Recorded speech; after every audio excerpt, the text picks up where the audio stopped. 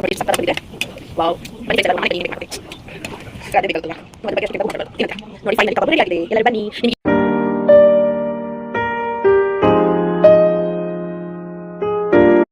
ನಾವು ಕೈಮಾ ಕಬಾಬ್ ಮಾಡೋಣ. ಹೇಗ್ ಮಾಡೋದು ಅಂತ ಹೇಳ್ತೀನಿ, ಓಕೆನಾ? ಇವಾಗ ಕೀಮನ ಕಟ್ ಮಾಡಿ ಇಟ್ಕೊಂಡಿದೀನಿ ನೀಟಾಗಿ, ನೀರ್ ಇಟ್ಕೊಂಡು. ಈಗ ಇದು ಕಬಾಬ್ ಮಾಡೋಣ.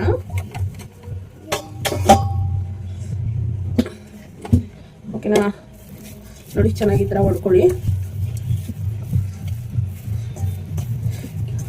ಇದಕ್ಕೆ ಇನ್ಸ್ಟೆಂಟ್ ಆಗಿ ಮಾಡ್ತಾ ಇರೋದು. ಇದಕ್ಕೆ ಶುಂಠಿ ಬೆಳ್ಳುಳ್ಳಿ ಪೇಸ್ಟ್ ಹಾಕೊಳ್ಳೋಣ. ನಾನು ಒಂದು ಸ್ಪೂನ್ ಅಷ್ಟು.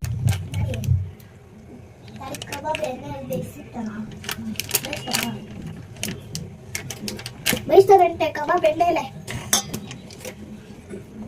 ಖಾಲಿ ಆಗೋಯ್ತಲ್ಲ. ಎಲ್ಲಿ ಶುಂಠಿ ಬೆಳ್ಳುಳ್ಳಿ ಪೇಸ್ಟ್? ಇವಾಗ ಇದು ಚೆನ್ನಾಗಿ ಮಿಕ್ಸ್ ಮಾಡ್ಕೊಳ್ಳೋಣ. ಚೆನ್ನಾಗಿ ಬೆಳ್ಳುಳ್ಳಿ ಶುಂಠಿ ಪೇಸ್ಟ್ ನ ಮಿಕ್ಸ್ ಮಾಡ್ಕೊಂಡಿದ್ದೀನಿ. ಈಗ ಅದಕ್ಕೆ ಮೊಟ್ಟೆ ಹಾಕೊಳ್ಳೋಣ. ನಾನು 2 ಮೊಟ್ಟೆ ಹಾಕೊಳ್ತಾ ಇದ್ದೀನಿ.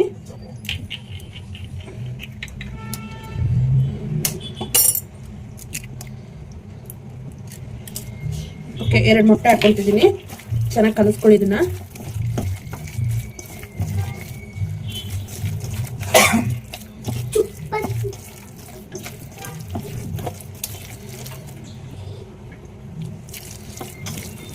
ನೀಟಾಗಿ ಚೆನ್ನಾಗಿ ಮಿಕ್ಸ್ ಮಾಡ್ಕೊಳ್ಳಿ.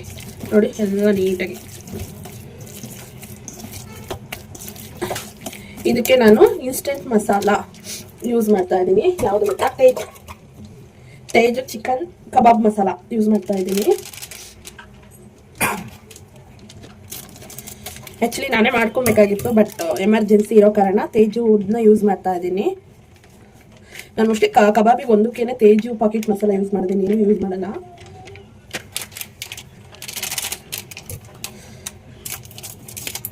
ನೋಡ್ಕೊಂಡು ಹಾಕೊಂಡು ಕಲಿಸ್ಕೊಳ್ಳಿ, ಎಷ್ಟು ಬೇಕಷ್ಟು. ನಾನು 1.5 ಪ್ಯಾಕೆಟ್ ಹಾಕಿದ್ದೀನಿ, ಸಾಕಾಗಿಲ್ಲ ಅಂದ್ರೆ ಹಾಕ್ಕೊಳ್ತೀನಿ.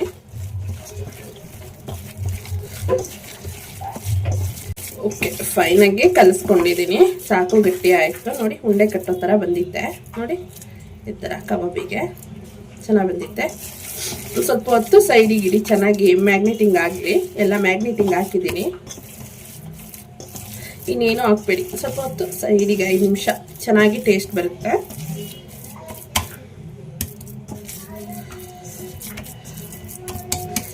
ಮುಚ್ಚಳ ಮುಚ್ಚಿ 5 ನಿಮಿಷ ಸೈಡಿಗೆ ಇಡಿ. ಓಕೆನಾ? ಕಬಾಬಿಗೆ ರೆಡಿ ಆಯಿತು. ಇವಾಗ ಕೀಮಾ ಕಬಾಬ್ ಮಾಡ್ಕೊಳ್ಳೋಣ. ಕೀಮಾ ಕಬಾಬ್ ಮಾಡ್ಕೊಳ್ಳೋಕ್ಕೆ ಎಣ್ಣೆ ಕಾಯಕ್ಕೆ ಇಟ್ಟಿದ್ದೀನಿ. ಆಲ್ರೆಡಿ ಎಣ್ಣೆ ಕೂಡ ಕಾದಿದೆ. ಸೊ ನೋಡಿ, ಎಣ್ಣೆ ಕಾಯ್ದಿದೆ. ಈಗ ಉಂಡೆ ಕಟ್ಟಿ ಹಾಕೋಣ. ನೋಡಿ, ಇವಾಗ ಇವನ್ನೆಲ್ಲ ಉಂಡೆ ಕಟ್ಟಿ ಹಾಕೊಳ್ಳೋಣ. ಎಣ್ಣೆ ಕೂಡ ಕಾದಿದೆ. ಇಷ್ಟು ಚಿಕ್ಕದಾಗಿ ಒಂದೊಂದು ನಿಂಬೆಹಣ್ಣಿನ ದಪ್ಪ ಕಟ್ಕೊಳ್ಳಿ. ಯಾಕಂದರೆ ಎಣ್ಣೆಗೆ ಹಾಕಿದ್ಮೇಲೆ ದಪ್ಪ ಉಟ್ಕೊಬಿಡುತ್ತೆ.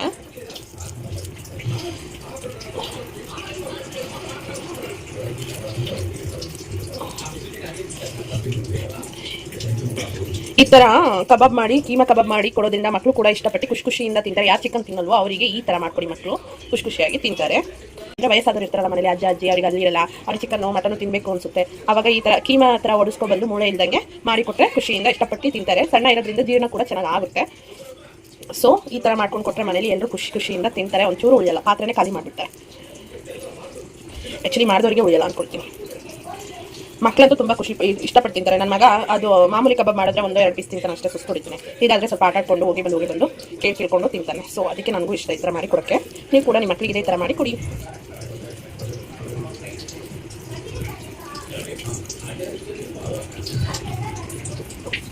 ಇವನೊಂದೇ ಉಂಡೆಗಳು ಹಾಕೋಣ.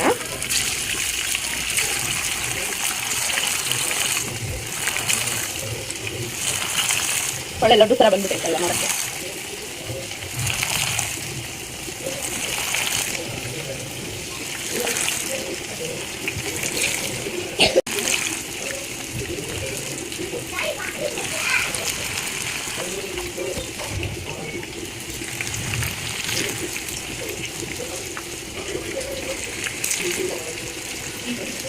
ಕಬಾಬ್ ಕೂಡ ಬೇಗ ಬೆಂದೋಗ್ಬಿಡ್ತದೆ.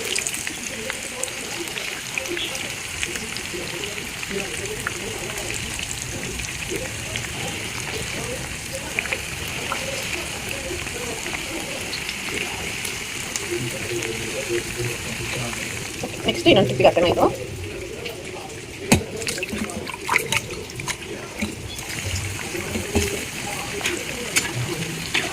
ಬೇಗ ಬೆಂದೋಗ್ಬಿಡ್ತಿದೆ ಅಂತ ಫುಲ್ಲು. ಚೆನ್ನಾಗಿ ಎಣ್ಣೆಯಲ್ಲಿ ಹೊರಳಾಡಿಸ್ಕೊಂಡು ಬೇಯಿಸ್ಕೊಡಿ. ನನ್ನ ಮಗನಂತೂ ವಾಸನೆ ಕುಡಿದು ತಡ್ಕೊಳಕ್ ಆಗ್ತಾ ಇಲ್ಲ. ಫ್ರೆಂಡ್ಸ್, ಆ ಕಡೆಯಿಂದ ಈ ಕಡೆಯಿಂದ ಆ ಕಡೆಗೆ ಓಡಾಡ್ತಾ ಇದೆ. ನಾಯಿ ಮರಿ ಅಂತ ಓಡಾಡ್ತಲ್ಲ. ಅವನಿಗಂದ್ರೆ ಜಾಸ್ತಿ ಇಷ್ಟ ಇದು.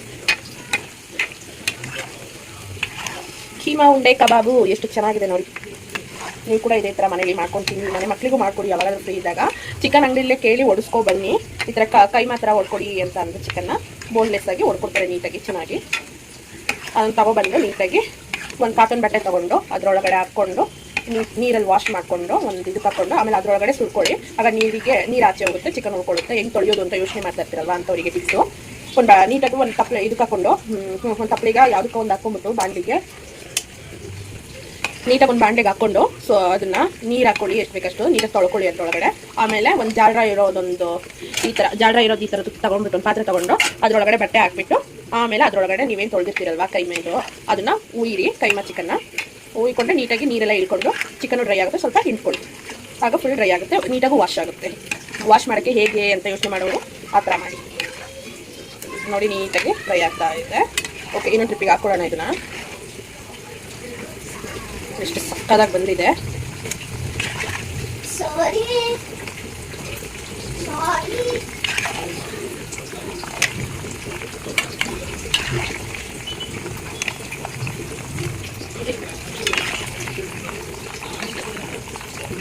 ಅದು ಇನ್ನೊಂದ್ಸತಿ ಬೇಯಿಸ್ಕೊಬೇಕು.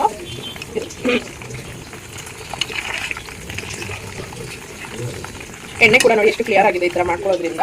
ಎಣ್ಣೆನಲ್ಲೂ ಏನು ಉಳಿಯಲ್ಲ. ಸೊ ನೀನು ಟ್ರಿಪ್ಪಿಗೆ ಹಾಕ್ಕೊಳ್ಳೋಣ.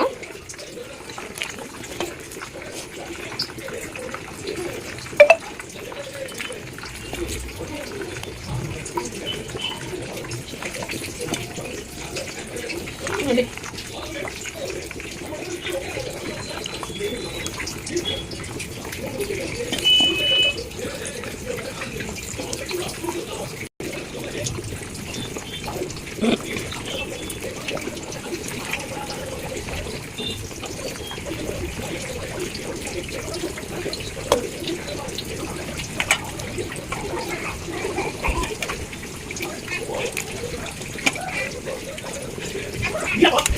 ನೀರು ಹಾಕಲ್ಲ, ಬಟ್ಟೆ ತಕ್ಕಲ್ಲ.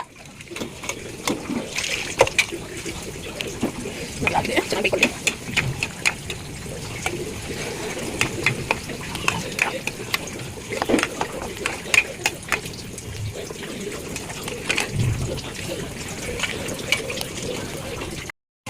ನೋಡಿ ಕಬಾಬು ಸಕ್ಕದಾಗಿ ಬಂದಿದೆ. ಬೇಯ್ತಾ ಇದೆ. ಬೇಯಲಿ, ಚೆನ್ನಾಗಿ ಬೇಯಲಿ. ಇದು 2ನೇ ಟ್ರಿಪ್ಪಿಂಗ್ ಕಬಾಬು.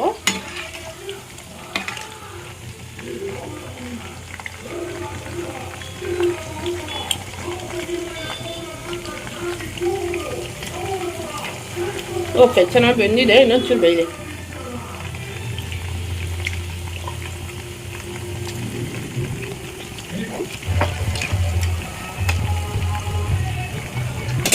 ಹಳೆದನ್ನ ಹಾಕೋಣ ಫಸ್ಟ್ ಜೊತೆಗೆ. ಚೆನ್ನಾಗಿ ಬೇಯುತ್ತೆ. ಇವತ್ತು ನಮ್ಮ ಮನೇಲಿ ಕೈಮಾ ಕಬಾಬು, ಕೀಮಾ ಉಂಡೆ ಸಾಂಬಾರು. ಎಷ್ಟು ಸ್ಪೆಷಲ್ ಅಲ್ವಾ ನೋಡಿ. ಕೈಮಾ ಸಾಂಬಾರು, ಕೈಮಾ ಕಬಾಬು. ಯಾಕೆಂದರೆ 1000K ಸಬ್ಸ್ಕ್ರೈಬರ್ ಆಗಿದ್ದಾರಲ್ವಾ, ಅದಕ್ಕೆ ನಿಮಗೋಸ್ಕರ ಸ್ಪೆಷಲ್ ಆಗಿ ಮಾಡ್ತಾ ಇದ್ದೀನಿ. Thank you for watching. ಅಂದರೆ ಸಬ್ಸ್ಕ್ರೈಬ್ ಮಾಡಿದ್ದಕ್ಕೂ ಥ್ಯಾಂಕ್ಸ್ ನಿಮಗೆ ಹೇಳ್ಬೇಕು. ತುಂಬಾ ಥ್ಯಾಂಕ್ಸ್ ಹೇಳ್ಬೇಕು. ಈಗ ಸಪೋರ್ಟ್ ಮಾಡಿ ನನಗೆ. ಅಡುಗೆ ಅಂತೂ ಚೆನ್ನಾಗಿ ಮಾಡಾಕ್ತೀನಿ, ನೀವು ಕೂಡ ಮಾಡ್ಕೊಡಿ. ಫೈನಲಿ ಕಬಾಬ್ ನೋಡಿ ಎಷ್ಟು ಸಕ್ಕದಾಗಿ ಬಂದಿದೆ. ವಾವ್, ಬನ್ನಿ ಫ್ರೆಂಡ್ಸ್ ಎಲ್ಲರೂ ನಮ್ಮ ಮನೆಗೆ ಬನ್ನಿ. ಏನೇನು ಬೇಕು ಮಾಡ್ಕೊಡ್ತೀನಿ. ಬಾಯಲ್ಲಿ ನೀರು ಬರ್ತಾ ಇದೆ ಅಲ್ವಾ. ಈಗ ನನ್ನ ಮಗನೇ ತಿನ್ನಕ್ಕೆ ಬಿಡ್ತಾನೆ ನೋಡಿ. ತಿನ್ನಕ್ಕೆ ಮಾಡೋದಿದ್ದಾನೆ ಅವರಿಗೋಸ್ಕರನೇ, ಅವರೇ ತಿನ್ನಬೇಕು. ನೀವು ಕೂಡ ನಿಮ್ಮ ಮಕ್ಕಳಿಗೆ ಇದೇ ಥರ ಮಾಡ್ಕೊಡಿ ಫ್ರೆಂಡ್ಸ್. ಹೆಂಗಸರು ಗಂಡಸನ್ನ ಹೊಲಿಸ್ಕೋಬೇಕಂದ್ರೆ ಏನು ಮಾಡಬೇಕು? ಈ ಥರ ಒಳ್ಳೊಳ್ಳೆ ಅಡುಗೆ ಮಾಡ್ಕೊಬೇಕು. ನಾನ್ ವೆಜ್ ಅವಾಗ ಏನು ಕೇಳಿದ್ರು ಕೊಡಿಸ್ತಾರೆ, ಏನು ಹೇಳಿದ್ರು ಕೇಳ್ತಾರೆ. ಏನಂತೀರಾ? ಇದು ನನ್ನ ಟಿಪ್ಸು. ನಿಮ್ಮ ಮನೇಲಿ ಗೊತ್ತಿಲ್ಲ, ಬಟ್ ನಾನು ಮಾತ್ರ ಅವ್ರು ಕೇಳೋದೇ ಊಟ ಒಂದೇ, ಇನ್ನೇನು ಕೇಳಲ್ಲ ಪಾಪ. ಸೊ ನಾವು ಅವಾಗ ಮಾಡ್ಕೊತಾ ಇರಬೇಕು. ನಾವು ಮನೇಲಿ ಮಾಡ್ದಂಗೆ ಹೈಜಿನಿಕ್ ಆಗಿ ಹೋಟೆಲಲ್ಲಿ ಸಿಗಲ್ಲ. ಬಟ್ ಒಂದೊಂದು ಹೋಟೆಲಲ್ಲಿ ನಾನು ನೋಡಿದ್ದೀನಿ ಚೆನ್ನಾಗಿರುತ್ತೆ. ಓಕೆ, ಬಟ್ ನಮ್ಮ ಮುಂದೆ ಹಂಗಿರುತ್ತೆ. ಇನ್ನೂ ಒಳಗಡೆ ಹೇಗಿರುತ್ತೋ ಗೊತ್ತಿಲ್ಲ. Okay fine. ಫಸ್ಟ್ ಎಮರ್ಜೆನ್ಸಿ ಅಂದಾಗ ಅದೇ ಬೇಕಾಗುತ್ತಲ್ವಾ, ನಾವು ಅದ್ರ ಬಗ್ಗೆ ಅಷ್ಟು ಕೆಟ್ಟದಾಗೂ ಮಾತಾಡಬಾರ್ದು. ಏನಂತೀರಾ ನೋಡಿ, ಫೈನಲಿ ಕಬಾಬ್ ರೆಡಿ ಆಗಿದೆ. ಎಲ್ಲರೂ ಬನ್ನಿ. ಫೈನಲಿ ಕಬಾಬ್ ರೆಡಿ ಆಗಿದೆ. ನಿಮಗೆ ವಿಡಿಯೋ ಇಷ್ಟ ಆಗಿದೆ ಲೈಕ್ ಮಾಡಿ, ಶೇರ್ ಮಾಡಿ, ಕಾಮೆಂಟ್ ಮಾಡಿ. ಓಕೆನಾ? Thank you for watching friends. Love you all. Bye. ಯಾರೆಲ್ಲ ನನ್ನ ಚಾನಲ್ನ ಸಬ್ಸ್ಕ್ರೈಬ್ ಮಾಡಿಲ್ಲ ಬೇಗ ಸಬ್ಸ್ಕ್ರೈಬ್ ಮಾಡಿ. ಓಕೆನಾ? ನಿಮಗೆ ಯಾವುದೇ ಥರ ನೋಟಿಫಿಕೇಶನ್ ಬರಬೇಕು ಅಂದರೆ ಬೆಲ್ ಐಕನ್ನ ಪ್ರೆಸ್ ಮಾಡಿ. Thank you for watching friends. Love you all. Bye.